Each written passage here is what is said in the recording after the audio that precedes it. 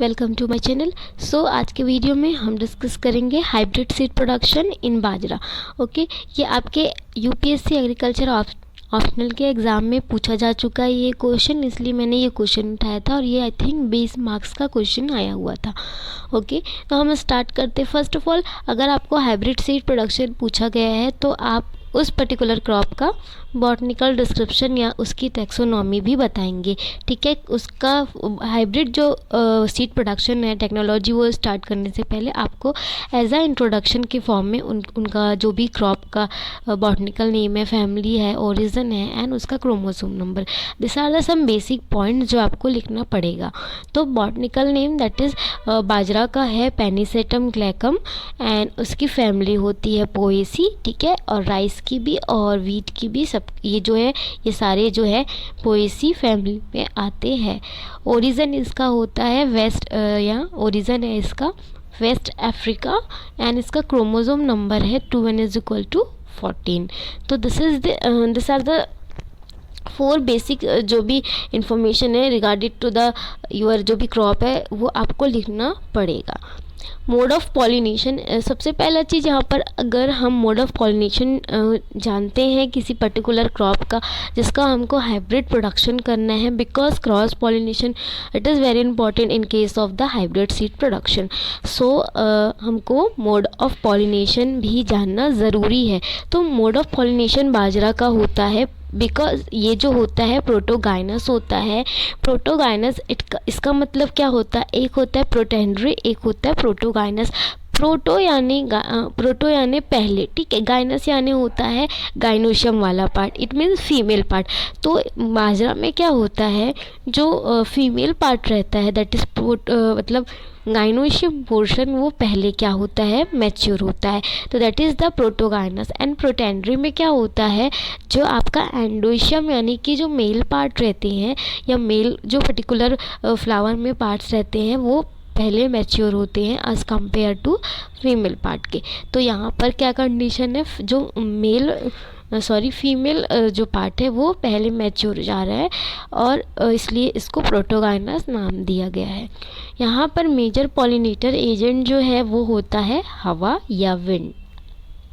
Now हम देखते हैं हाइब्रिड सीड प्रोडक्शन कैसे करते हैं बाजरा में।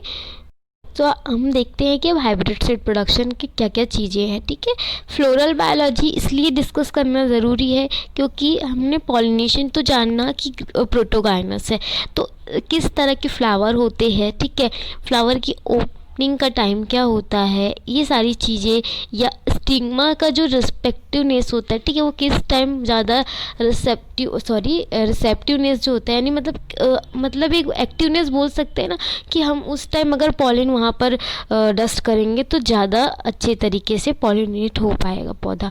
तो the first thing is that the spike जो रहता है उसका इमर्जेंस जो होता है या स्पाइक कब निकलते हैं, ये 10 वीक आफ्टर सोइंग जो होता है तब निकलता है स्पाइक। स्टिग्मा जो रहता है वो अबाउट 12 to 24 आवर्स, ठीक है, यानी 12 से 24 घंटे, हाफ मतलब आधा दिन या पूरा दिन हम मान सकते हैं। एक पूरा दिन क्या रहता है, रिसेप्टिव रहता है। इट मीन्स अगर कोई भी पॉलिन आएगा तो वो उस पर असर दिखेगा, पॉलिनेट हो जाएगा। The anther emergence they start from the middle of the spike and they proceed upward and downward. ठीक है, तो स्पाइक का जो बीच वाला मिडिल पोर्शन है वहाँ से एंथर क्या होगा, निकलना स्टार्ट होगा और वो ऊपर और नीचे की ओर प्रोसीड होगा।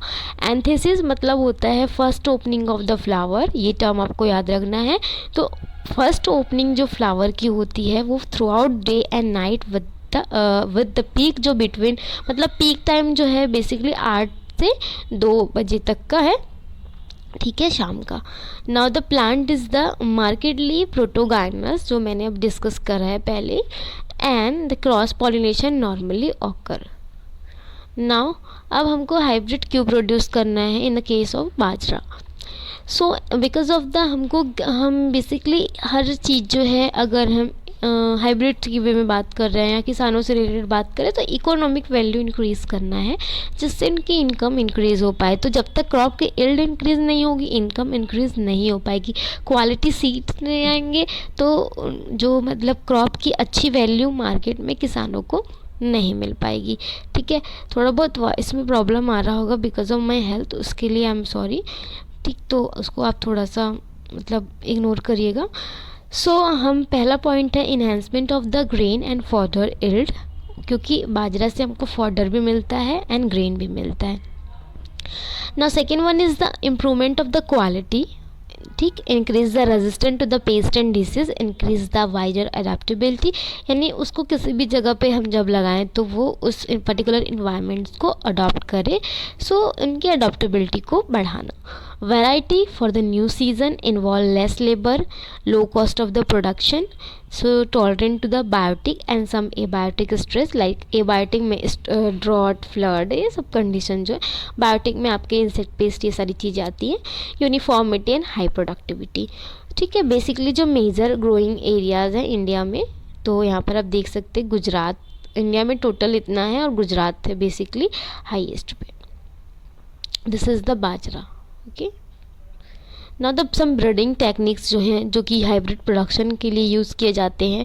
First is the cytoplasmic genetic male sterility which is denoted by CGMS, and इसमें लाइन कौन कौन सी रहती, जो CGMS रहता है उसमें होता है A लाइन, B लाइन और R लाइन। ठीक है, तो ये होता है CGMS में आपको पूछे जाएंगे कौन कौन से लाइन इन्वॉल्व है, तो A, B, R line involve रहती है। History of bajra hybrid seed production, कुछ हिस्ट्री हम देख लेते हैं। सो हम सब थोड़ी सी हिस्ट्री भी देख लेते हैं कि फर्स्ट टाइम किसने रिपोर्ट किया कि बाजरा में ये मेथड यूज़ कर सकते हैं। तो जो बर्टन थे, इनके जो कोवर्कर थे, उन्होंने टिफ्टॉन में देखा था। ठीक है, और इसलिए उसको टिफ्ट 23A लाइन नाम दिया गया था। तो आपको एग्ज़ाम में मस्टली ये लिखना पड़ेगा। ठीक, क्योंकि ये बहुत इंपॉर्टेंट एग्ज़ाम में बहुत बार पूछा गया है कि कौन सा जीन जो है वो मतलब ये लाइन जो है वो डिस्कवर हुआ है, जो कि USA जॉर्जिया में हुआ था। दिस इज़ द, इस तरह से कुछ होता है। Now some commercial hybrid seed production, तो यहाँ पर होता है न्यूक्लियस सीड। ठीक है, न्यूक्लियस सीड होता है, ब्रीडर सीड होता है, फाउंडेशन होता है, सर्टिफाइड होता है। न्यूक्लियस में हमको क्या करना है, हम ये सबसे ज़्यादा प्योर सीड की अगर बात की जाती है तो न्यूक्लियस होता है। सो यहाँ पर हम क्या करते हैं, बाय ईयर टू रो। ठीक है, तो हम जो ईयर्स या रो है उनसे बेसिकली लेते हैं। नाउ ब्रीडर में क्या होता है, A और B लाइन का इन्वॉल्वेशन होता है, एंड B और जो R रहता है या R लाइन है, they are multiplied under the isolation. Isolation मतलब कि B और R जो लाइन है वो आपस में मतलब उनका जो आइसोलेशन डिस्टेंस है फील्ड का वो मेंटेन किया जाता है, जिससे कि कोई भी इम्प्योरिटीज़ ना आए। नाउ द फाउंडेशन सीड में क्या होता है, A और B लाइन का क्रॉस है, बट जो R लाइन है उसको हम बस R लाइन को ही हम मल्टीप्लाई करते हैं आइसोलेशन में रखकर। सर्टिफाइड सीड में हम जो यहाँ पर R लाइन है उसको A से क्रॉस कराएंगे एंड यहाँ पर हमको हाइब्रिड प्रोड्यूस होगा। नाउ द फील्ड लेआउट, इस तरह से कुछ लेआउट रहता है, दिस टाइप। ओके, अब हमको हाइब्रिड प्रोडक्शन करना है। अब हम यहाँ पर आइसोलेशन फील्ड और ये सारी चीज़ें बात कर रहे हैं, तो ये आइसोलेशन फील्ड में ही लग पाएगा, है ना, तो फील्ड का प्रिपरेशन करना पड़ेगा। तो ये चीज़ें मैं इतना आपको नहीं बताऊंगी क्योंकि मैंने मेज का भी हाइब्रिड प्रोडक्शन बताया है। तो फील्ड प्रिपरेशन लगभग सेम है सारे मोस्टली क्रॉप्स के, तो मैं आई बटन में लिंक दे दूँगी, वहाँ से आप चेकआउट कर लेना, क्योंकि वीडियो बहुत लेंदी हो जाएगी। बेसिकली हमको हाइब्रिड प्रोडक्शन वाला पॉइंट है वहाँ पर आना है। सो बेसिकली फर्टाइल रहना चाहिए, कोई प्रॉब्लमेटिक सॉइल नहीं होनी चाहिए, और सेम क्रॉप प्रीवियस सीजन में नहीं ग्रो किया, मतलब जो बेसिक रूल्स है सभी क्रॉप के लिए एक है। नाउ हम देख लेते हैं कि आइसोलेशन डिस्टेंस कितना रखते हैं। अगर आपका फाउंडेशन सीड प्रोडक्शन कर रहे हैं आप, तो आप 1000 मीटर रखेंगे, एंड अगर सर्टिफाइड है तो हम 200 मीटर रखेंगे। एंड सीजन बेसिकली इरिगेटेड अगर है एरिया, यानी हमको अवेलेबिलिटी है इरिगेशन फैसिलिटी की, दैट इज़ मार्च अप्रैल रखेंगे, एंड जनवरी फेब ले सकते हैं। अगर we are dependent on the rainfall only, so June and July. Now the seed rate A line जो है वो होती है फीमेल लाइन, तो उसको हम 6 kg यानी ज़्यादा लगता है, and R line that is male के रूप में लेते हैं तो वो 2 kg पर हेक्टेयर के अकॉर्डिंग लिया जाता है। ठीक है, तो this is the main field preparation. तो हमको रीजेस एंड फॉरवर्ड बनाना पड़ेगा। प्लांटिंग रेशियो जनरली अगर हम फाउंडेशन सीड लगाएंगे तो हमको 4 रो जो है यानी 4 लाइन आपकी फीमेल की रहेगी, तो उसके बाद 2 लाइन आपका मेल का रहेगा। इट मीन्स 4:2 जो रहेगा ये रहेगा। सर्टिफाइड में भी 6 जो रहेगा सेम है, मतलब 6 बस नंबर चेंज हो रहे हैं फीमेल के। फीमेल का 6 रो रहेगा एंड मेल का 2 रो रहेगा।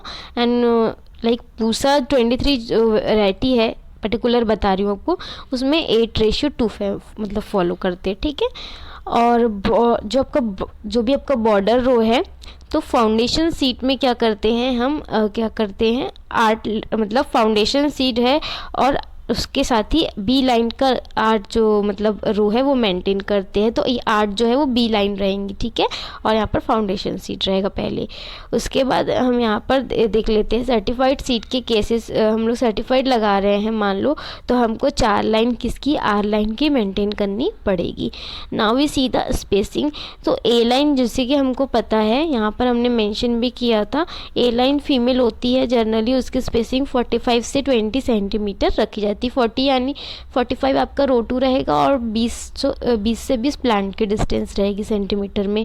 बी लाइन का हमको 45 इंटू सॉलिड रोज जो भी रहेंगे वो। नर्सरी के केस में हमको सीडलिंग राइज करना है। ठीक है, और उसके बाद हमको 25 से 20 डे के आफ्टर हमको फिर उसको मेन फील्ड में ट्रांसप्लांट कर देना है। मैं जल्दी जल्दी इसलिए बता रही हूँ क्योंकि ये सारे पॉइंट जो है मैंने मेज के केस में भी बताए हैं आप लोगों को। उसके बाद बिकॉज ऑफ द हमको यहाँ पर आइसोलेशन और ये सारी चीज़ें मेंटेन करनी, क्योंकि हमको प्योर हाइब्रिड सीड चाहिए, कोई भी तरह का मिलावट उसमें नहीं चाहिए, मिक्सिंग नहीं चाहिए। तो रॉगिंग यानी सफाई जो है वो बहुत इंपॉर्टेंट होती है।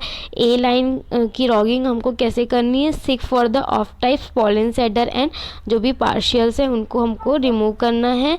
एंड आर लाइन में हमको क्या करना है, अर्ली फ्लावरिंग जो प्लांट्स है या रॉगेज है जो डिसीज प्लांट है उनको हटा देना है।